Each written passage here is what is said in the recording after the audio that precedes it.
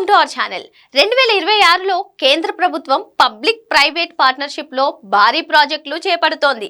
దేశవ్యాప్తంగా 17 లక్షల కోట్ల రూపాయల విలువైన రవాణా, లాజిస్టిక్స్, మౌలిక సదుపాయాల ప్రాజెక్టులు ఈ సంవత్సరం పట్టాలెక్కనున్నాయి. ఇందులో ఆంధ్రప్రదేశ్ రాష్ట్రం 1,16,000 కోట్ల విలువైన పనులను దక్కించుకుంది.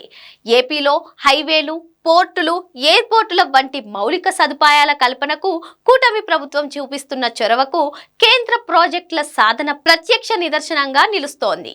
ఈ ప్రాజెక్టులన్నీ ప్రైవేట్ భాగస్వామ్యంతో నిర్మిస్తున్నవే కావడం విశేషం. విజయవాడ బెంగళూరు హైవే ప్రాజెక్టులో ప్రైవేట్ నిర్మాణ సంస్థ 4 గిన్నిస్ రికార్డులు దక్కించుకున్న వైనం చూశాం. ఈ ప్రాజెక్టు కోసం సుమారు 20,000 కోట్లు ఖర్చు చేస్తున్నారు. జిఎంఆర్ సంస్థతో కలిసి భోగాపురం ఎయిర్పోర్ట్, ఏవియేషన్ ఎడ్యుసిటీ నిర్మాణం వేగంగా జరుగుతోంది. ఈ ఏడాది జూన్ నాటికి భోగాపురం విమానాశ్రయంలో కమర్షియల్ ఫ్లైట్స్ ఆపరేషన్లు ప్రారంభమవుతాయి. దుగరాజపట్నంలో పోర్ట్, దగదర్తిలో ఎయిర్పోర్ట్ ప్రతిపాదనలు కూడా పబ్లిక్ ప్రైవేట్ పార్ట్నర్షిప్ లో ఈ సంవత్సరమే ఆచరణలోకి రానున్నాయి. వచ్చే 3 ఏళ్లలో ఆంధ్రప్రదేశ్లో మొత్తం 270 ప్రాజెక్టులు ప్రారంభమవుతాయి.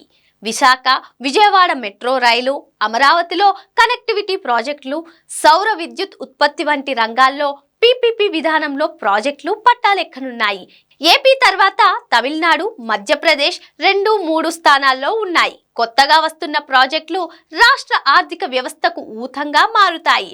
మౌలిక సదుపాయాలు అభివృద్ధి చెందితే ప్రజా రవాణా, సరకు రవాణా సౌకర్యాలు మెరుగుపడటంతో పాటు చౌకగా మారుతాయి.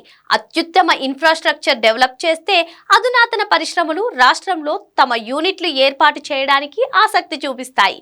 కొత్త కంపెనీలు వస్తే ప్రజలకు ఉద్యోగ, ఉపాధి అవకాశాలు పెరగడంతో పాటు రాష్ట్ర ప్రభుత్వానికి అదనపు ఆదాయం సమకూరుతుంది. ఇప్పటి వరకు కేంద్రం మంజూరు చేసిన మౌలిక సదుపాయాల ప్రాజెక్టులు పూర్తయితే ఆంధ్రప్రదేశ్ దేశంలోనే బెస్ట్ ఇన్ఫ్రాస్ట్రక్చర్ కలిగిన స్టేట్గా నిలవడంతో పాటు లాజిస్టిక్స్ హబ్గా మారుతుంది.